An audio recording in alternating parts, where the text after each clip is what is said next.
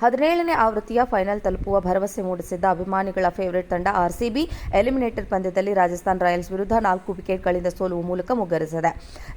ಇದರಿಂದ ಕೋಟ್ಯಾಂತರ ಅಭಿಮಾನಿಗಳ ಆರ್ಸಿಬಿ ಈ ಸಲವಾದರೂ ಕಪ್ ಗೆಲ್ಲಬೇಕೆಂಬ ಕನಸು ಭಗ್ನವಾಗಿದೆ. ರಾಜಸ್ಥಾನದ ವಿರುದ್ಧ ಸೋಲಿನೊಂದಿಗೆ ಆರ್ಸಿಬಿಯ ಫಿನಿಷರ್ ದಿನೇಶ್ ಕಾರ್ತಿಕ್ ವಿದಾಯ ಹೇಳಿದ್ದಾರೆ. 2024ರ ಐಪಿಎಲ್ನಲ್ಲಿ ಅಬ್ಬರಿಸುವ ಮೂಲಕ ಆರ್ಸಿಬಿಗೆ ಗೆಲುವಿನ ಗಿಫ್ಟ್ ನೀಡುತ್ತಿದ್ದ ಮ್ಯಾಚ್ ಫಿನಿಷರ್ ಡಿಕೆ ಎಲಿಮಿನೇಟರ್ ಪಂದ್ಯದಲ್ಲೂ ಇಂಥದ್ದೇ ಪ್ರದರ್ಶನ ನೀಡಲಿ ಎಂದು ಅಭಿಮಾನಿಗಳು ಹಾರೈಸಿದ್ರು. ಆದರೆ ಅದು ಸಾಧ್ಯವಾಗಲಿಲ್ಲ. ಕಳೆದ 16 ವರ್ಷದಲ್ಲಿ ಆರ್ಸಿಬಿ, ಚೆನ್ನೈ ಸೂಪರ್ ಕಿಂಗ್ಸ್ ಸೇರಿದಂತೆ ಒಟ್ಟು 6 ಫ್ರಾಂಚೈಸಿಗಳಲ್ಲಿ ಆಡಿದ ದಿನೇಶ್ ಕಾರ್ತಿಕ್ ಐಪಿಎಲ್ಗೆ ಸೋಲಿನೊಂದಿಗೆ ವಿದಾಯವನ್ನ ಹೇಳಿದ್ದಾರೆ. ಎಲಿಮಿನೇಟರ್ ಪಂದ್ಯದಲ್ಲಿ ಮ್ಯಾಕ್ಸ್ವೆಲ್ ಶೂನ್ಯಕ್ಕೆ ಔಟ್ ಆದರು. ನಂತರ ಕ್ರೀಸ್ಗೆ ಬಂದ ದಿನೇಶ್ ಕಾರ್ತಿಕ್ 15ನೇ ಓವರ್ನಲ್ಲಿ ಆವೇಶ್ ಖಾನ್ ಅವರ ಎಸೆತದಲ್ಲಿ ಚೆಂಡನ್ನು ಅರಿಯುವಲ್ಲಿ ವಿಫಲರಾಗಿ ಪ್ಯಾಡ್ ಮೇಲೆ ಹಾಕಿಕೊಂಡರು.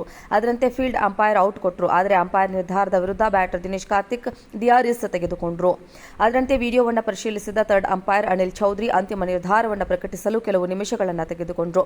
ವಿಡಿಯೋ ರಿಪ್ಲೈನಲ್ಲಿ ಬ್ಯಾಟ್ಗೆ ಚೆಂಡು ತಗುಲುವುದಕ್ಕೂ ಮುನ್ನ ಅಲ್ಟ್ರಾ ಎಡ್ಜ್ನಲ್ಲಿ ಸ್ಟ್ರೈಕ್ ಆಗುತ್ತಿತ್ತು. ಇದನ್ನು ಗಮನಿಸಿದ 3ನೇ ಅಂಪೈರ್ ಬ್ಯಾಟ್ಗೆ ಚೆಂಡು ತಗುಲಿದೆ ಎಂದು ಎಲ್ಬಿಡಬ್ಲ್ಯೂ ನಿರಾಕರಿಸುವಂತೆ ಫೀಲ್ಡ್ ಅಂಪೈರ್ಗೆ ಸೂಚಿಸಿದರು. ಫೀಲ್ಡ್ ಅಂಪೈರ್ ನೀಡಿದ ಎಲ್ಬಿಡಬ್ಲ್ಯೂ ನಿರ್ಧಾರವನ್ನು ನಿರಾಕರಿಸಿದ 3ನೇ ಅಂಪೈರ್ ನಾಟ್ಔಟ್ ಕೊಟ್ಟರು. ಈ ಹಿನ್ನೆಲೆಯಲ್ಲಿ ಈ ವಿವಾದಾತ್ಮಕ ಎಲ್ಬಿಡಬ್ಲ್ಯೂ ನಿರ್ಧಾರದ ಬಗ್ಗೆ ಸಾಕಷ್ಟು ಚರ್ಚೆಗಳು ನಡೀತಾ ಇವೆ. ಆ ಬಳಿಕ 13 ಎಸೆತಗಳನ್ನು ಎದುರಿಸಿದ ದಿನೇಶ್ ಕಾರ್ತಿಕ್ ಕೇವಲ 1 ಬೌಂಡರಿ ನೆರವಿನಿಂದ 11 ರನ್ ಗಳಿಸಿದ್ದಾಗ ಆವೇಶ್ ಖಾನ್ ಎಸೆತದಲ್ಲಿ ಯಶಸ್ವಿ ಜೈಸ್ವಾಲ್ಗೆ ಕ್ಯಾಚ್ ಇತ್ತು ಔಟ್ ಆದರು. ಇಂದಿನ ಪಂದ್ಯದಲ್ಲಿ ಆರ್ಸಿಬಿ ಸೋತು ಹೊರಬಿದ್ದ ಬಳಿಕ ಮೈದಾನದ ಸುತ್ತ ನೆರೆದಿದ್ದ ಅಭಿಮಾನಿಗಳಿಗೆ ದಿನೇಶ್ ಕಾರ್ತಿಕ್ ಧನ್ಯವಾದ ಸಲ್ಲಿಸಿದರೆ ಭಾವುಕರಾಗಿದ್ದ ದಿನೇಶ್ ಕಾರ್ತಿಕ್ ಅವರನ್ನು ತಬ್ಬಿಕೊಳ್ಳುವ ಮೂಲಕ ಆರ್ಸಿಬಿಯ ಸ್ಟಾರ್ ಬ್ಯಾಟರ್ ವಿರಾಟ್ ಕೊಹ್ಲಿ ಸಂತೈಸಿದರು.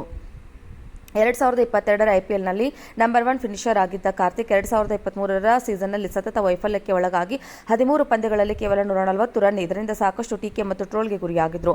ಆತನನ್ನು ಕೈಬಿಟ್ಟು ಯುವಕರಿಗೆ ಅವಕಾಶ ನೀಡಬೇಕೆಂಬ ಕೂಗು ಕೇಳಿಬಂದಿತ್ತು. ಮಿನಿ ಹರಾಜ್ಗೆ ಡಿಕೆ ಕೈ ಬಿಡದ ಕಾರಣಕ್ಕೆ ಆರ್ಸಿಬಿ ಮ್ಯಾನೇಜ್ಮೆಂಟ್ ವಿರುದ್ಧ ಆಕ್ರೋಶ ವ್ಯಕ್ತವಾಗಿತ್ತು. ಅದರಂತೆ ತಂಡಕ್ಕೆ ಬೇಡವಾಗಿದ್ದ ಆಟಗಾರ ಈ ಬಾರಿ ಆರ್ಸಿಬಿ ಅತ್ಯುತ್ತಮ ಫಿನಿಷರ್ ಆಗಿ ಗುರುತಿಸಿಕೊಂಡಿದ್ರು.